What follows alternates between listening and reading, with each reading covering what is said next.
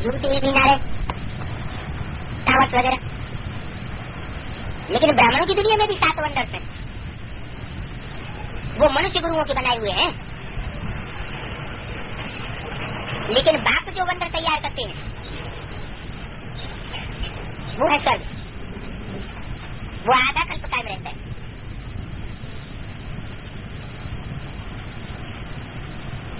मनुष्यों ने वो स्वर्ग देखा भी नहीं है तो भी उनके मुख पर स्वर्ग नाम जरूर निकलता है, चाहे मुसलमान हो, चाहे क्रिश्चियन हो, हिंदू हो, उनके मुख पर स्वर्ग का नाम रहता जरूर है। अभी तुम बुद्धि से जानते हो, कोई ने साक्षात्कार भी किए हैं। बाबा ने भी विनाश देखा और अपनी राजधानी भी देखी। अर्जुन को भी साक्षात्कार दिखाया तो ना। अभी बरोबर है गीता एपिसोड, इनको कहा जाता है गीता एपिसोड, वो जो अब चल रहा है। बात ये आकर के बतलाते हैं कि ये पुरुषोत्तम संगम युग है, जबकि मैं आकर के तुम बच्चों को राजयोग से इतना ऊंच पुरुषोत्तम बनाता हूँ, ये भी जानते हो। दुनिया में दूसरा कोई तुम्हारे अलावा नहीं जानता। तुम बड़े मौज में खुशी में रहते हो। यहाँ कोई मनुष्य मरते हैं तो ज्योति जगाते हैं, कल्याण न हो जाए आत्मा को। अब सत्युग में तो ऐसी कोई बातें नहीं होती। कहाँ होती हैं? ये भक्ति मार्ग में ये सब बातें चलती हैं, ज्योति जगाने आदि की। क्यों? यादगार कहाँ की है ये? जरूर संगम युग में जो जीते जी मरते हैं तो बाप बांधा हुआ है उनकी ज्योति जगाने के लिए, क्योंकि माया जोर शोर से मुकाबला करती है। किनका? जो बाप के बनते। सत्युग में तो ऐसी बातें नहीं होती हैं, न मुकाबला करना पड़ता है, न ज्योति बुझती है। तुम सभी आत्माओं का अब दीपक जग जाता है, घर घर में सोजरा हो जाता है, अर्थात आत्मा की ज्योति जगी रहती है। या फिर मनुष्य घर घर में बत्तियां जगाते हैं। तो बाप जो समझाते हैं वो बुद्धि में अच्छी रीति धारण करना है। बाप को और राजधानी को याद करते रहो। तुम जानते हो इतना समय हमने राजाई की, जो बहुत समय से बिछुड़े हुए हैं उनों से ही बाप बैठ बातें करते हैं। क्या? किनों से बात करते हैं? बाप बैठ करके उन बच्चों से ही बात करते हैं जो बहुत समय माने कितने समय? 5000 वर्ष पूरे बिछुड़े हुए। अगर एक जन्म भी कम हो गया, माना 83 जन्म लिए, भले सत्युग में आवेगा कौन? सेकंड नारायण सत्युग में आवेगा, लेकिन बाप उससे प्रैक्टिकल बैठ करके बातें नहीं करते। बाप उनसे ही बातें करते हैं जो बहुत समय के बिछुड़े हुए हैं, उनको पढ़ाते हैं। सभी तो देख भी नहीं सकते हैं। सभी माना कौन? सभी माना जो कम जन्म लेने वाली आत्मा है, वो तो देख भी नहीं सकते। ये बाबा तो वहाँ जा ही नहीं सकता है जो सब देखे। बाप कहते हैं इस रथ की भी पूरी संभाल करनी है। अच्छे आदमी किराया पर मकान लेते हैं तो उसकी बड़ी संभाल करते हैं, और फर्नीचर आदि सजा देंगे। बाप भी कहते हैं मुझे इस रथ की तो बहुत संभाल करनी है ना। कौन से रथ की? किस रथ की संभाल करनी है? जिस रथ से स्वर्ग हेवन पैराडाइज स्थापन करता हूँ, उस रथ की मुझे बहुत संभाल करनी है ना। बाप दुनिया की हालत तो देखते हैं ना, क्या हालत है? क्या हालत देखते हैं? बड़े बड़े मिनिस्टर्स को भी कहना किडनैप करके ले जाते हैं, उनकी भी सुरक्षा की कोई गारंटी नहीं। प्राइम मिनिस्टर आदि को भी देखो क्या क्या करते रहते हैं, गोली मार के शूट कर देते, नाक में पत्थर मार के नाक तोड़ देते, एफडी बना करके जलाते रहते। शिव बाबा कहते हैं मेरी एफडी बना सकेंगे क्या? पहचानेंगे ही नहीं, एफडी कहाँ से बनाएंगे और जलाएंगे?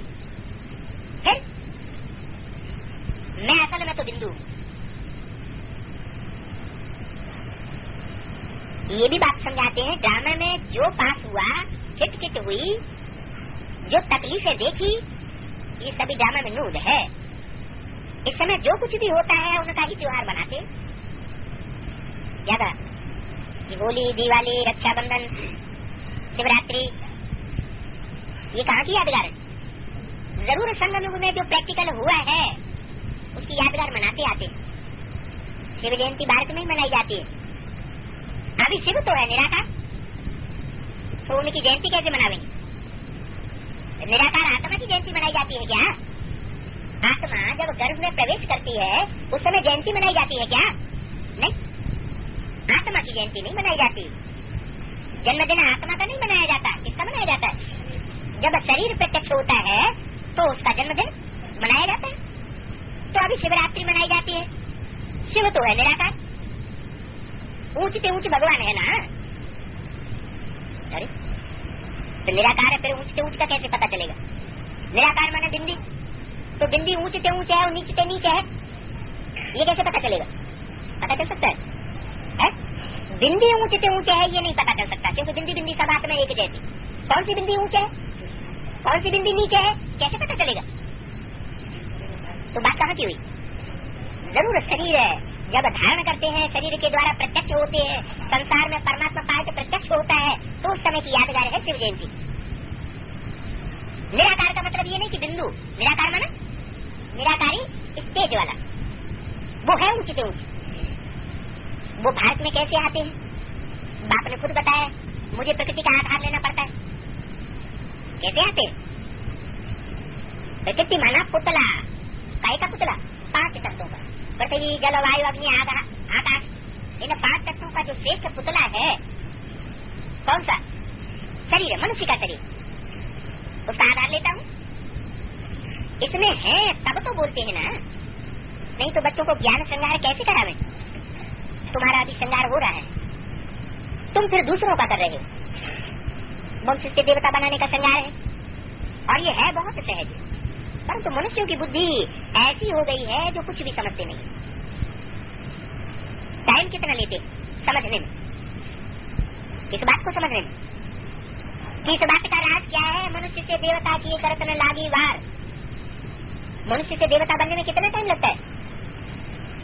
ब्रह्मा से विष्णु बनने में कितना टाइम? 1 सेकंड। अरे 1 सेकंड लगता है तो ये 58-60 वर्ष होते जा रहे हैं, ये किस खाते में गए? जब मनुष्य से देवता बनने में इतना टाइम लगता है, इतना थोड़ा सेकंड, तो इतना लंबा टाइम क्यों लगा? बताया? इसलिए लगा इतना टाइम। समझने में टाइम लग जाता है। मनुष्यों की बुद्धि ऐसी जल हो गई है जो कोई बात समझते नहीं है। कितना टाइम लेते हैं समझने में। तुम प्रदर्शनी में सारा दिन समझाते रहते हो, क्या समझाते रहते हो? एडवांस पार्टी वाले प्रदर्शनी समझाते रहते हो? नहीं। एक प्रदर्शनी है हास्य की, जय चित्रों की, और एक प्रदर्शनी है ज्ञान रत्नों की। तो समझाते रहते हो? नहीं समझाते रहते, सारा दिन समझाते रहते हो। रात होगी कहेंगे आज के दिन में ये ड्रामा में पाठ था, जैसे लोग आए उनको जैसे समझाया वो सभी ड्रामा में था। ठीक, रात की कोई बात नहीं। बच्चे कहते हैं कि बाबा माथा तो बहुत मारते हैं। क्या कहते हैं बच्चे? कि हम प्रदर्शनी में समझाने के लिए माथा तो बहुत मारते हैं, परंतु कोटों में कोई निकलता है तो होगा ही। क्यों होगा ऐसा? क्योंकि समझने में टाइम तो लगेगा। नई बात है ना। तुम कहते हो परमात्मा बिंदी है, तो भी मनुष्य मुझते हैं। क्या मुझात हो जाती है उनको कि शास्त्र में तो ऐसा लिखा नहीं है कि परमात्मा बिंदी है। शास्त्र में तो लिखा है जो राम के रूप में है, कृष्ण के रूप में है, शंकर के रूप में है, विष्णु के रूप में है, उनका तो रूप स्वरूप दिखाया हुआ है, नाम रूप दिखाया हुआ है। अब तुम कहते हो परमात्मा बिंदी है, तो हम कैसे माने? फिर एक तरफ कहते हो आत्मा भी बिंदी है, तो पैक्युलरिटी का पता कैसे चले? तो जब तुम कहते हो कि परमात्मा बिंदी है तो मनुष्य मुझ जाते हैं। क्यों मुझ जाते हैं? शास्त्रों में तो नहीं है वो तो ठीक है, लेकिन हम भी पूरी रीति समझा नहीं पाते हैं ना। बिंदी तो आत्मा भी है, बिंदी परमात्मा भी है, फिर पता कैसे लगे? हाँ बिंदी तो है, लेकिन वो बिंदु रूप स्टेज में संसार में प्रत्यक्ष होता है। जैसे और धर्म पिताएं हैं, धर्म पिताएं बीज है ना अपने अपने धर्मों के, तो बीज तो छोटा सा होता है, सूक्ष्म बिंदु। ऐसे वो धर्म पिताएं भी जब इस सृष्टि पर आते हैं तो बिंदु रूप में ऐसे नहीं तो वो कोई उनकी बिंदी प्रत्यक्ष होती है, नहीं, वो बिंदु शरीर के द्वारा प्रत्यक्ष होता है। उनकी निराकारी स्टेज बिंदु रूप स्टेज देखने में आती है। बुद्ध का, क्राइस्ट का, गुरु नानक का चेहरा ध्यान से देखो, देखने से ही पता लगता है कि इनकी स्टेज निराकारी स्टेज बनी हुई। तो वो तो है धर्म पिताएं, वो दुनिया को पलट करके स्वर्ग नहीं बनाते। वो दुनिया तो और उनके आने के बावजूद भी बाद में और ही नरक बनती चली जाती है, लेकिन उन धर्म पिताओं का भी बाप, जिसको कहते हैं बापों का बाप, वो जब इस सृष्टि पर आता है तो वो तो कितनी निराकारी स्टेज में प्रत्यक्ष होता होगा। उसकी निराकारी स्टेज तो चित्रों में दिखाई जाती है भारतवर्ष में। कौन सा रूप है, कौन सी मूर्ति है? शंकर की रूप मूर्ति है, वो निराकारी स्टेज दिखाई गई है। तो कोई को तो समझने में 2 वर्ष भी लग जाते हैं। तुम भी पहले नहीं जानते थे क्या कि परमात्मा बिंदु रूप कैसे है? क्या समझते थे? परमात्मा का तो सिर्फ बिंदी है, अब वो बिंदी भी इन आंखों से दिखाई नहीं देती।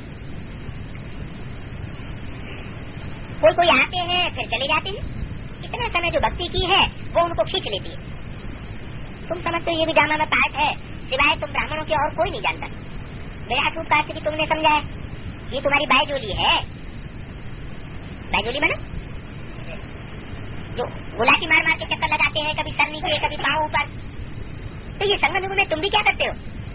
तुम भी उल्टे और पुलटे होते रहते हो, है?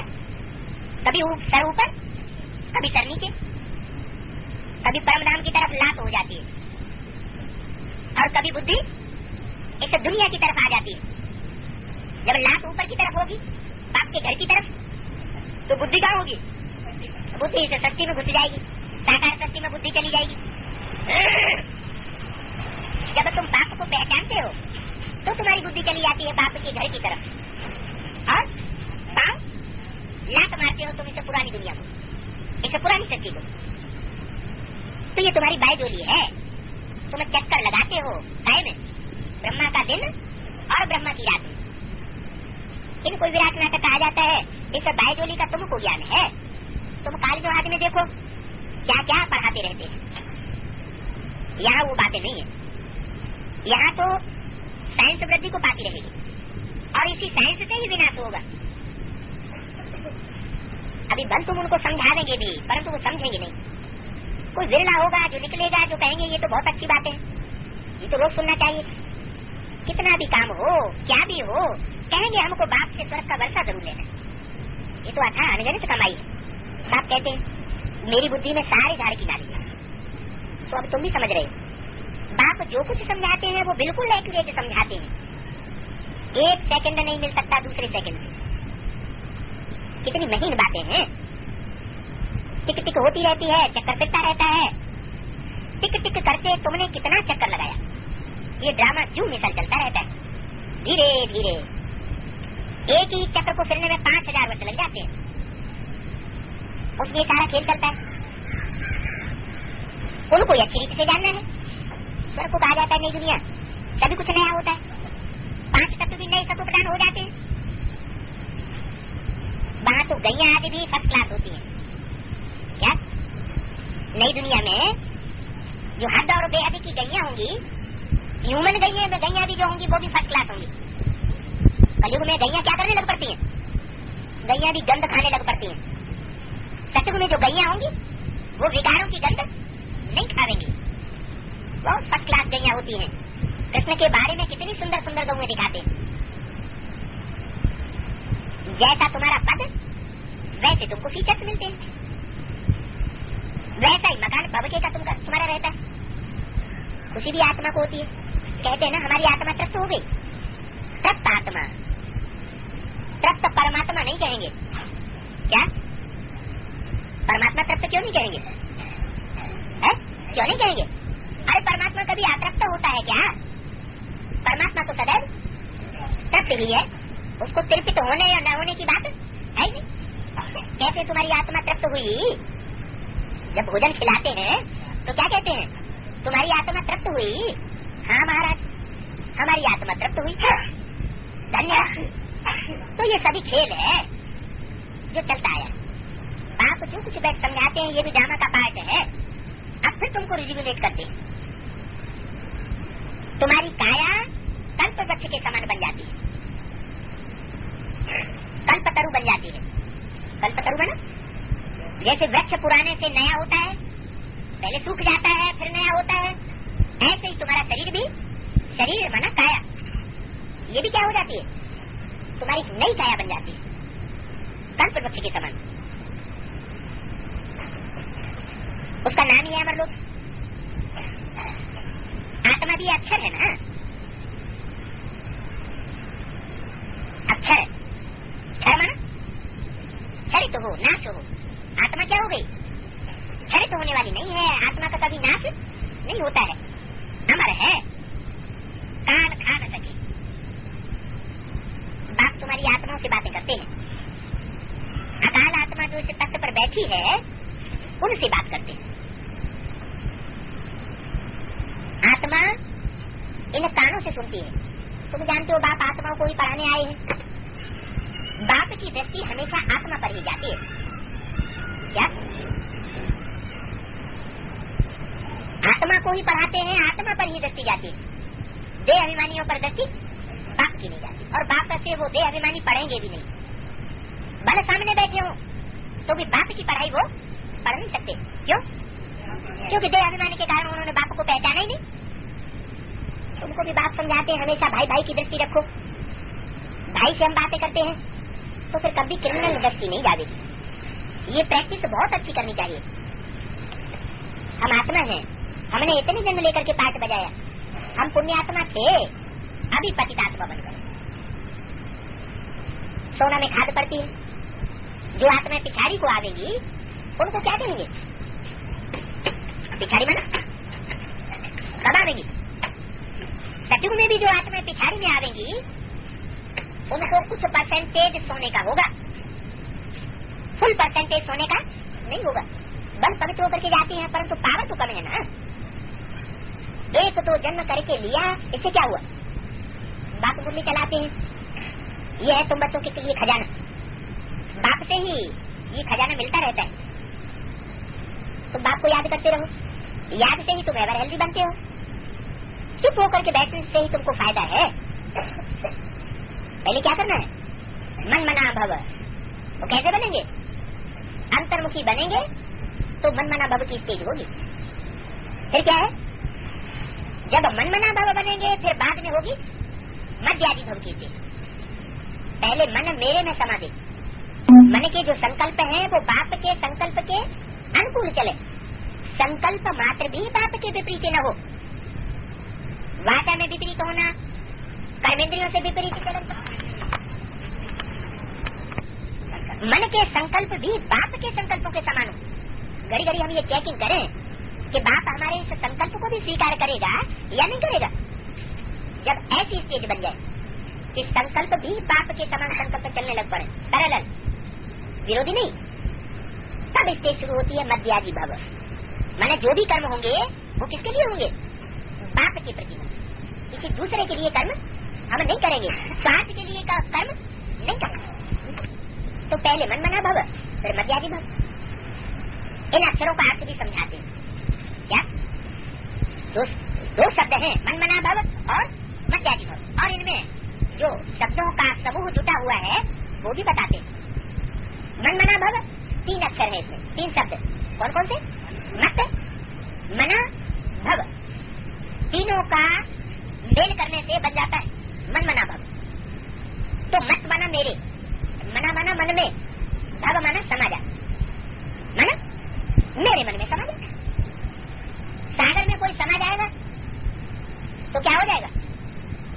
सागर समाधि हो जाएगा। तो मेरे मन में समा जा माना मेरे मन के अंदर जो संकल्प है वही तेरे अंदर चलने लग पड़े। दूसरा कोई संकल्प विपरीत न चले। और दूसरा मत याजी भव। मत माना मेरे, याजी माना यजन करने वाला, कर्म करने वाला, भव हो जा। माने मेरे ऐसे कर्म करने वाला बन, स्वार्थ के लिए नहीं, अपने रथ के लिए कर्म करने वाला न बन। किसके लिए? मेरे लिए कर्म करने वाला न बन कि बन मेरे लिए न बन। किसके लिए बन? तेरे लिए। मेरे लिए मना मेरे रथ के लिए, क्योंकि बाप तो बिंदु है, सुप्रीम सोल। सुप्रीम सोल के लिए क्या कर्म करेंगे? सुप्रीम सोल को तो कोई इच्छा होती नहीं, वो तो हमेशा इच्छा मात्र अविद्या है ही। तो मेरे लिए कर्म करे, इसका मतलब क्या हुआ? जिस साकार में प्रवेश किया हुआ है उस साकार के प्रति ही सारे कर्मों का अर्पण करना है। कर्मेंद्रियों से भिन्न भिन्न कर्मेंद्रियां हैं, किसी भी कर्मेंद्रिय से जो भी कर्म कर वो किसके अर्थ कर? एक बाप के अर्थ कर, किसी और के प्रति नहीं कर। अगर और के प्रति भी किया तो कर्म कैसा हो जाएगा? विचारी कर्म हो जाएगा। अगर बुद्धि में ये है कि ये कर्म मैंने अपने रथ के लिए किया या किसी दूसरे के रथ के लिए किया, तो वो विचारी कर्म होने से विकर्म हो जाएगा। व्यभिचारी में भी वि शब्द पहले आता है और विकर्म में भी वि शब्द पहले आता है। वि माने विपरीत। बाप जो चाहता है उसके विपरीत होगी। क्यों? क्योंकि बाप पतियों का पति बनकर के भी आता है सृष्टि पर। क्या? पतियों का भी पति है, बापों का भी बाप है, गुरुओं का भी गुरु है, टीचर्स का भी टीचर है। सुप्रीम टीचर, सुप्रीम गुरु, सुप्रीम बाप, सुप्रीम पति। तो पति कभी ये चाहेगा कि मेरे अलावा किसी और के लिए करे? उसको अगर ये भनक भी लग जाए कि ये मेरे लिए नहीं मरता है, मेरे लिए नहीं करता है, कोई और के लिए करती है, तो अच्छा लगेगा? नहीं अच्छा लगेगा। तो बाप भी इस सृष्टि पर जब आते हैं, नई सृष्टि बनाने के लिए आते हैं, एक धर्म एक राज्य की दुनिया बनाने के लिए आते हैं, तो वो भी हम बच्चों से यही चाहते हैं। क्या? कि जो भी कर्म कर तू मेरे अर्थ कर, स्वार्थ के लिए नहीं, स्वरथ के लिए नहीं कर। कर्म इंद्रियों से कोई भी कर्म कर रहे हो, चलो बाप के साथ ही कर रहे हो, लेकिन अगर बुद्धि में कुछ ये आ गया कि अपने रथ के लिए मैं कर रहा हूं, तो उससे विकर्म उसी समय बनेगा।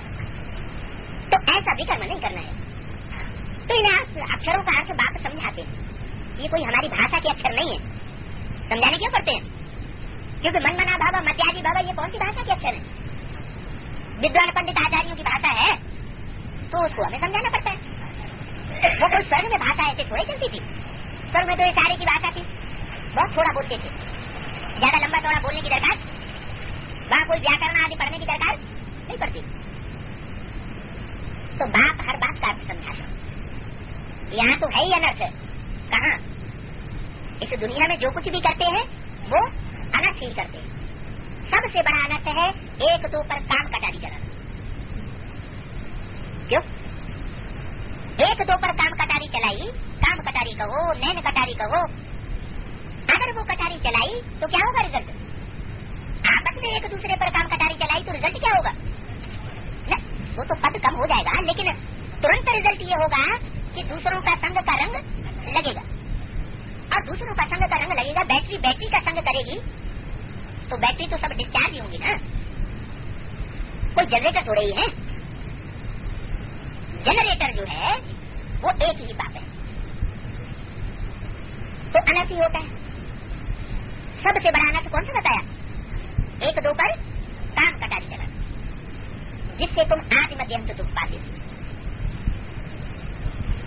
सबसे खींची हिंसा ये है, इसलिए इसको नरक कहा जाता है। उनको स्वर्ग क्यों कहा जाता है?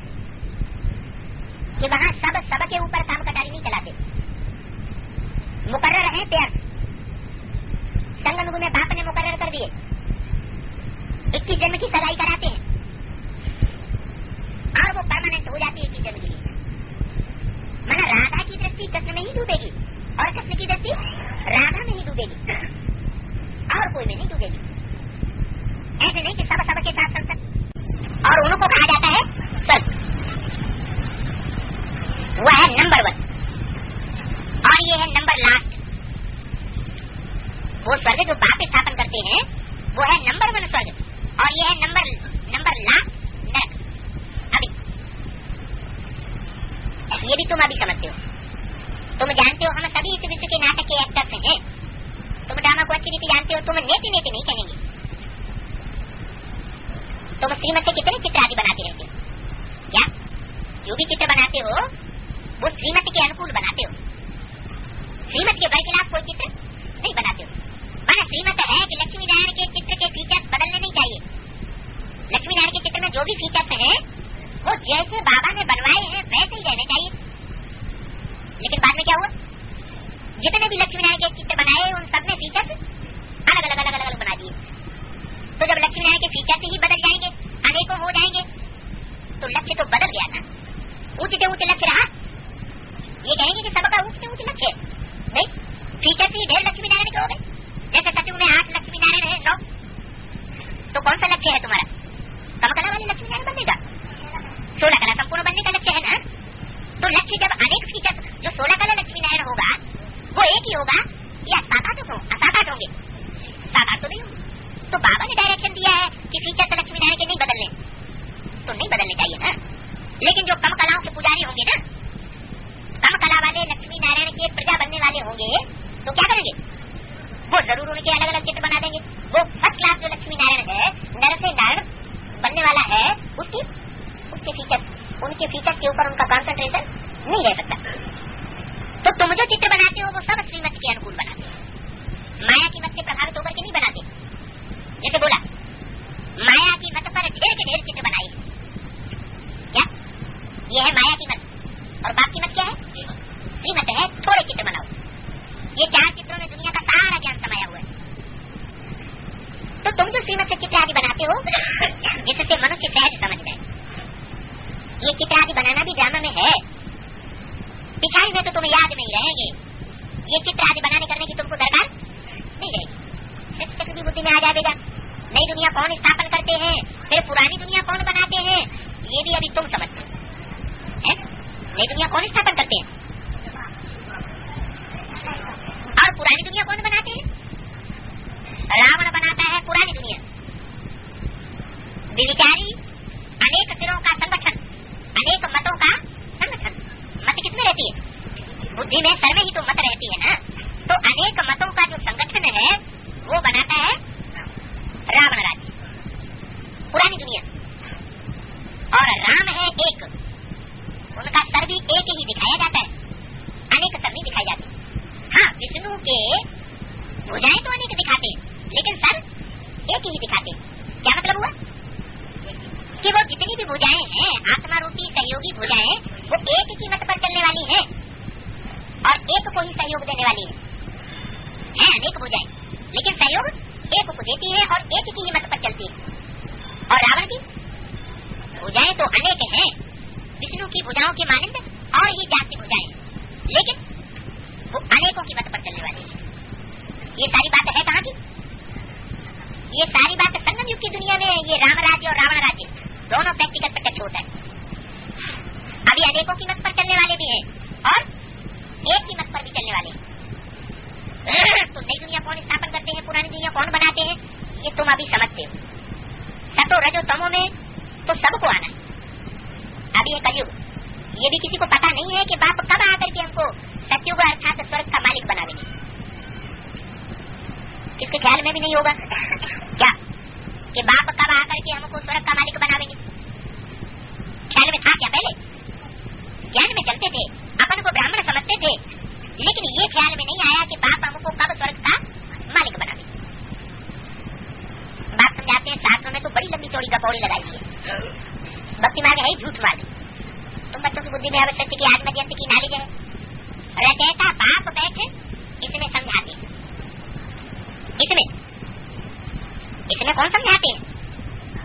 इसमें रचयिता बाप बैठ समझाते हैं। किसकी बात की? कौन समझाते हैं? शिव बाप समझाते हैं कि रचयिता बाप समझाते हैं? कौन समझाते हैं? इसमें रचयिता बाप बैठ समझाते हैं। किसमें? शंकर बाबा। तो उसमें था, जिस समय ये वाणी बोली गई है ब्रह्मा के मुख से, उस समय था, जो बताई नहीं। समझाने की बात जिस समय की बताई गई है, उस समय तो वो ब्रह्मा का रथ था ना। उस समय समझाने वाला कौन था? रचयिता बाप। रचयिता, रचना रचने वाला क्रिएटर। क्रिएटर किसको कहेंगे? बिंदी को क्रिएटर कहेंगे? रचयिता शिव ज्योति बिंदु को रचयिता क्रिएटर कहेंगे। क्रिएट की जाती है कोई चीज, जो चीज पहले नहीं थी वो क्रिएट की, उसको कहते हैं क्रिएटर। घड़ा नहीं था पहले, कुम्हार ने घड़ा रचा तो कुम्हार घड़े का रचयिता हुआ। घड़ा साकार है तो रचयिता भी साकार होगा ना। सृष्टि साकार है कि निराकार है? सृष्टि साकार है तो रचयिता भी साकार चाहिए। आत्मा निराकार है, आत्मा का हम बच्चों को ज्ञान नहीं था, फिर किसने बुद्धि में क्रिएट किया? आत्मा का ज्ञान किसने क्रिएट किया? आत्मा निराकार है तो आत्मा का जो ज्ञान क्रिएट किया वो किसने किया? साकार ने किया, निराकार? साकार ने किया। आत्मा निराकार है आत्मा निराकार है तो उसका आत्मा का जो ज्ञान क्रिएट करने वाला वो भी निराकार ही होगा। वो सुप्रीम सोल प्रजापिता में ब्रह्मा में अगर ना आए तो उनको आत्मा के स्वरूप का पता चल सकता है? नहीं चल सकता ना। इसलिए मुरली में बोला निराकार से क्या निराकारी वर्षा चाहिए? कौन सा वर्षा चाहिए? निराकार से निराकारी वर्षा ज्ञान रत्नों का मिलेगा, आत्मा की पहचान मिलेगी बेसिक रूप से। लेकिन साकार से साकारी सृष्टि का वर्षा मिलता है। तो बोला रचयिता बाप बैठे इसमें समझाते हैं। इसमें माने किसमें? ब्रह्मा में। समझाते भी कब है? रचयिता बाप बैठ इसमें समझाते हैं, माने ब्रह्मा के तन में भी समझाने का काम असली कब होता है? जब वो रचयिता माने क्रिएटर उसमें बैठ समझाए मैं तुम आत्माओं का बाप हूँ। क्या समझाते हैं? मैं मनुष्यों का बाप नहीं हूँ। किसका बाप हूँ? आत्माओं का बाप हूँ। माने आत्माओं की शक्ति नहीं कहेंगे क्योंकि आत्मा सृजन नहीं की जाती, आत्मा बनाई नहीं जाती। तो आत्माओं का बाप तो हूँ, माने आत्मा का ज्ञान देता हूँ। पहले नहीं था, अब हुआ, अब तुम्हें पता चल गया तो तुम आत्माओं का बाप हूँ मैं, क्योंकि पहचान देता हूँ। बाकी आत्मा जो शरीर धारण करके मनुष्य बनती है उन मनुष्यों का बाप मैं नहीं। मैं तुम आत्माओं का बाप हूँ, वेद का टीचर भी हूँ। वेद का टीचर मनुष्यों का बाप प्रजापिता नहीं है। मनुष्यों का बाप प्रजापिता वेद का टीचर नहीं है। उसमें भी वेद का टीचर कौन है? वही सुप्रीम सोल। ये संगम युग है, पुरुषोत्तम युग। सतयुग और कलयुग को पुरुषोत्तम युग नहीं कहेंगे। क्या कहा? सतयुग को पुरुषोत्तम युग कहेंगे क्योंकि सतयुग में पुरुषों में उत्तम उत्तम बनने वाली आत्माएं श्रेष्ठ से श्रेष्ठ आत्माएं प्रत्यक्ष नहीं होती। प्रत्यक्ष कहाँ होती है? संगम युग में। कब से?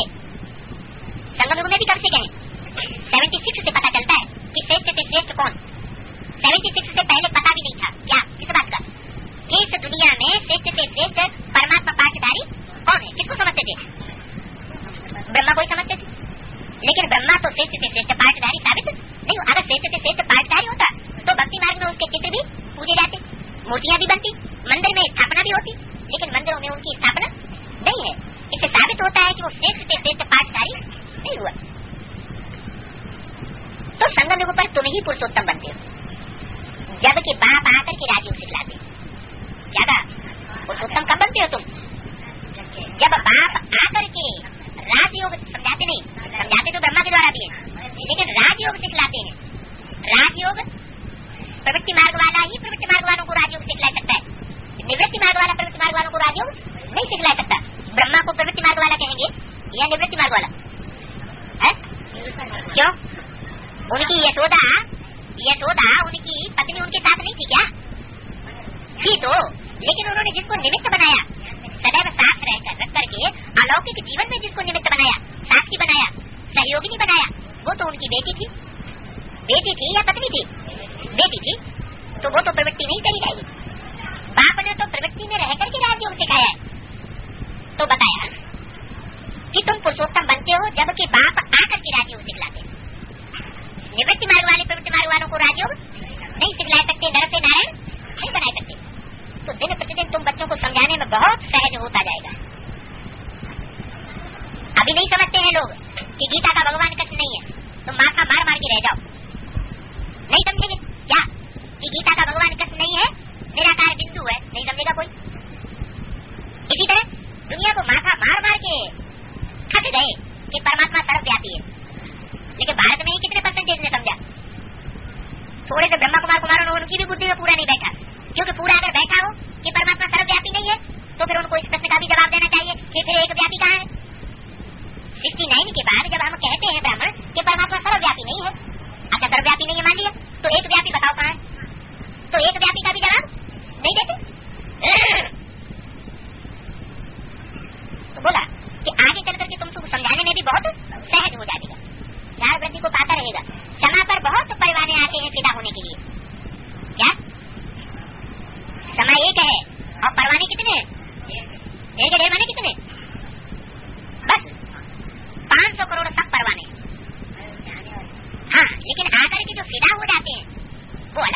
उनमें भी नंबर बार है। कोई फिदा होता है, फिदा होने के बाद फिर चले जाते हैं।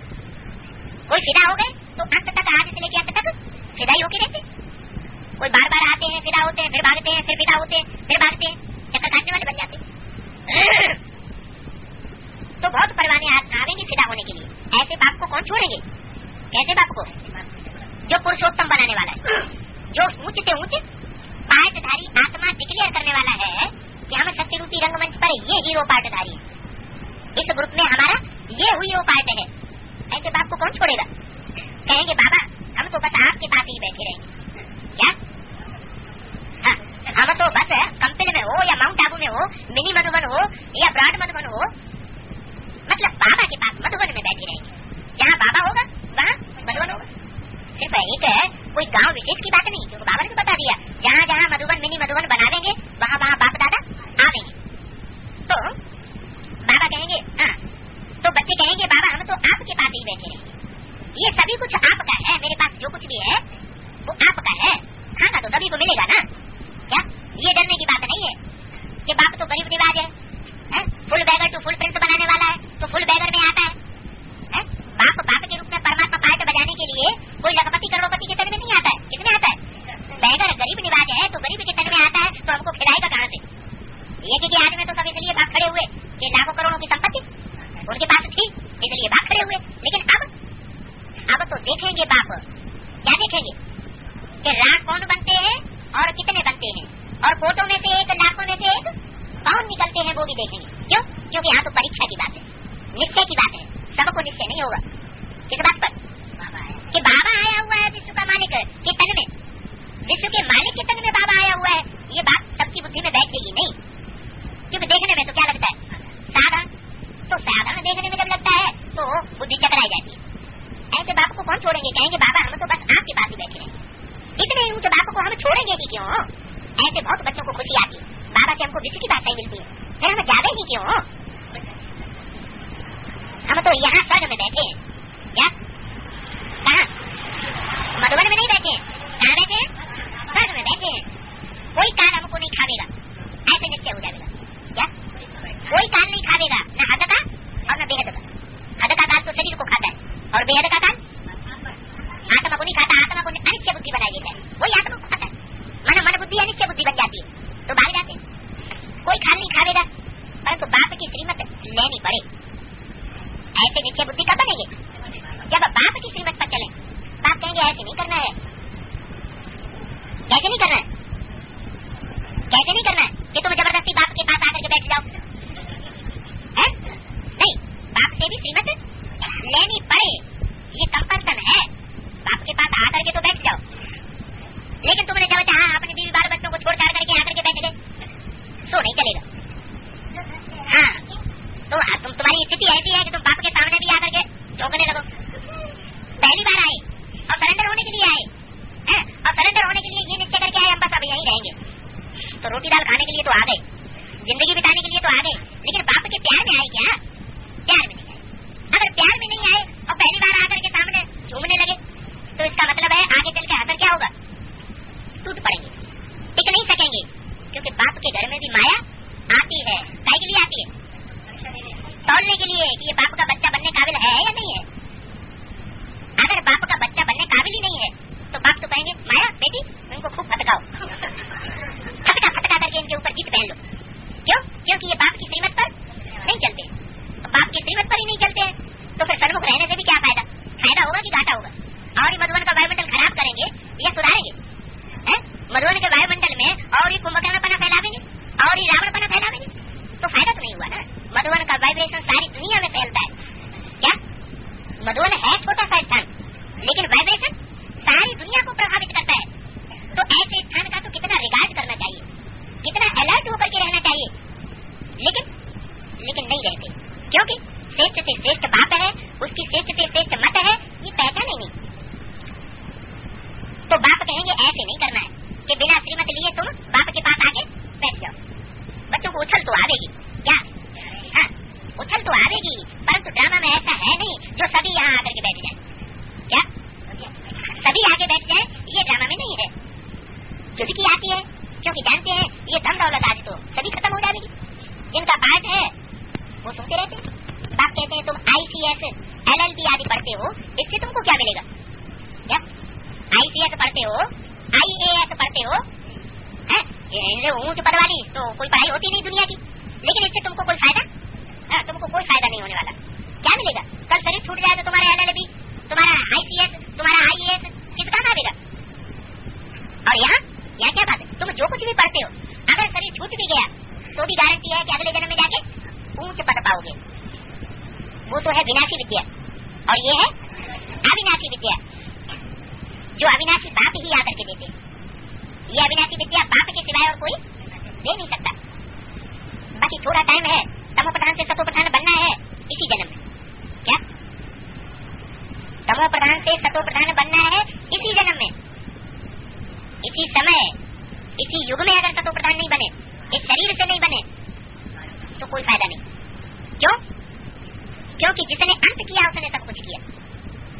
सारी सृष्टि का परिवर्तन, उसमें 5 तत्वों का भी परिवर्तन आ जाता है। अगर 5 तत्वों का परिवर्तन नहीं हुआ तो विश्व का परिवर्तन नहीं करेंगे। तो वो विनाशी विद्या है, ये अविनाशी विद्या बात ही देते हैं। थोड़ा टाइम बचा है, वो तो याद से ही बनेंगे सतो प्रधान। और सभी देह के सभी संबंध छोड़, सभी धर्म छोड़, माँ में कम याद करो। शरीर पर भरोसा छोड़ेंगे। पढ़ते पढ़ते कितने स्टूडेंट मर जाते हैं। बाप का फर्ज है समझाना। वो तो पढ़ाई से क्या कमाइए, समझ भी सकते हो ना? क्या वो तो पढ़ाई से कमाई कुछ भी नहीं। शिव बाबा का भंडारा तो सदैव भरपूर है। इतने सभी बच्चे खाते हैं ना, सभी कुछ मिलता है। क्या ऐसा नहीं समझना कि विनाश होगा तो शिव बाबा का भंडारा भी खलास हो जाएगा। नहीं, शिव बाबा का भंडारा तो सदैव भरपूर है। कभी खलास नहीं हो सकता, घूट नहीं सकता, कब भूख मर नहीं सकते। कौन? जो बाप के श्रीमत पर चलने वाले बच्चे हैं वो कब भूख मर नहीं सकते। लौकिक बात ही देखते हैं, बच्चों को खाना नहीं मिलता है तो खुद भी नहीं खाते। जब बच्चों को नहीं मिलता है तो लौकिक बाप भी नहीं खाता है। ये तो है बेहद का बाप। इसके तो बेहद के बच्चे हैं, इसकी तो बेहद की लाग है बच्चों के प्रति। बाप लौकिक भी खाना नहीं खाते अगर बच्चों को नहीं मिलता है, भूख मर जाते हैं। बच्चों का दुख बाप कैसे सहन कर सकते हैं? पहले बच्चे, पीछे बाप। माँ तो सबसे पिछाड़ी में खाती है। क्या? जब बाप भी खा लेगा, पहले बच्चों को खिलाएगी, फिर बाप को खिलाएगी, और सबसे लास्ट में खुद खाएगी। माँ तो सभी से पिछाड़ी में खाती है। कुछ नहीं बचा तो रूखा सूखा भी खा लेगी। कुछ नहीं बचा तो सूखी रोटियां भी खा जाएगी। हमारी भंडारी भी ऐसे करती है ना। क्या? हमारी भंडारी बोले दादी तो ये तो बहुत भोली हो गई। सबसे भोली हुई माताएं। जगत में भोली कौन होती है? माता होती है। बच्चों की परवरिश करती है, और वर्षा किसको मिलता है? बच्चों को वर्षा मिलता है। माता को फिर भी कुछ वर्षा नहीं मिलता है, तो भी कितना करती है? तो भोली हुई ना। तो हमारी भोली भंडारी भी ऐसे करती है ना। अच्छा, सभी बच्चों के प्रति याद क्या कुछ?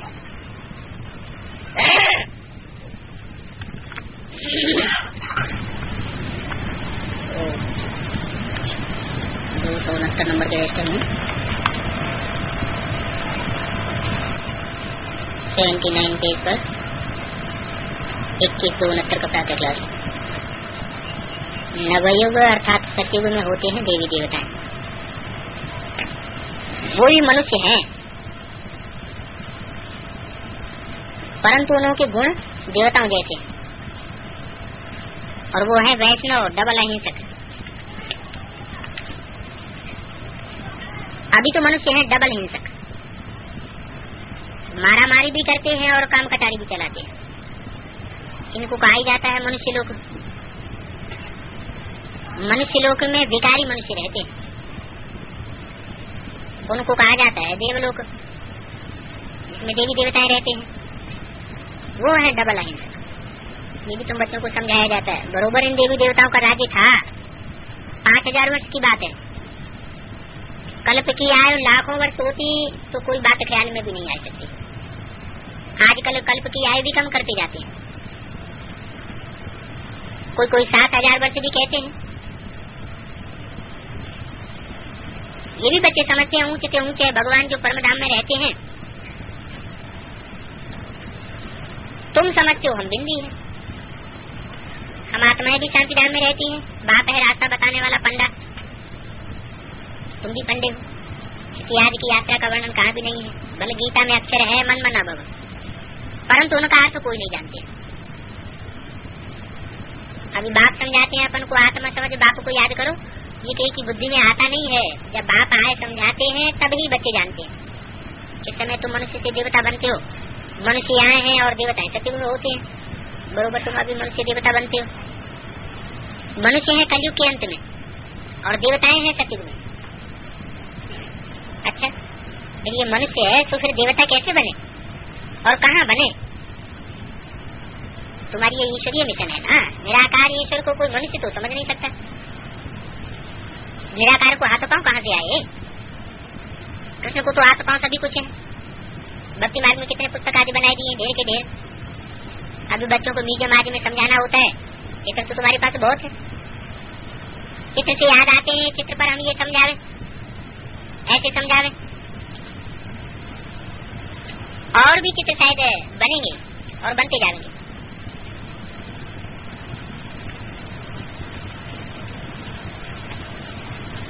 छोटी छोटी आत्माएं भी देखने में आवेंगी, एकदम आत्माओं का भी दिखावेंगे। फिर सूक्ष्म बतन, फिर उनके नीचे मनुष्य लोग बनावेंगे। मनुष्य कैसे पिछाड़ी में आकर फिर ऊपर चढ़ते हैं, ये भी सभी चित्र निकलते रहेंगे। दिन प्रतिदिन इन्वेंशन निकलती रहेगी। समझो, जितने चित्र हैं उतनी सर्विस की। फिर ऐसे ऐसे चित्र बनेंगे जिससे मनुष्य और ही जल्दी समझेंगे। ज्ञान बहुत जल्दी बढ़ेगा और जिसने जैसा कल पहले पद पाया है वही पाएंगे। जो रिजल्ट निकली है वही निकलेगी। नए नए भी निकलते जाते हैं। ऐसे नहीं कि पिछाड़ी में आने वाले माला का दाना नहीं बन सकेंगे, वो भी बनेंगे।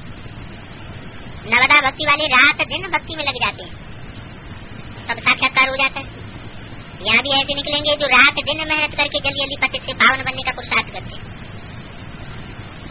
तो साक्षात्कार हो जाता है कि हम ये बनेंगे। चांस तो सभी को है। ऐसे नहीं कि पिछाड़ी में आने वाले को कोई चांस नहीं है, कोई रह जाएंगे। ड्रामा ही ऐसा बना हुआ है, कोई भी रह न सके। पैगाम सभी को मिलेगा और बहुत तरफ पैगाम देना है। अभी तो बहुत गांव रहे हुए हैं, शास्त्रों में भी है, एक रह गया तो डरो पा दिया। सभी को मालूम पड़ेगा। ये चित्र अखबारों में भी जाएंगे और तुमको निमंत्रण मिलते रहेंगे। सभी को मालूम पड़ेगा बाप ऐसे ऐसे आए हुए हैं। जब पूरा निश्चय होगा तो दौड़ेंगे, नामाचार निकलता रहेगा। नवयुग तो सभी कोई कहा जाता है, बल नई दिल्ली कहते हैं, परंतु वो कोई एकदम नहीं तो नहीं। एकदम नई दिल्ली तो फिर ये पुरानी किले आदि ये इतना कितना रह नहीं सकता है। अभी तो नदियाँ कितनी टेढ़ी बातें हो गई, टेढ़ी बातें हो गई।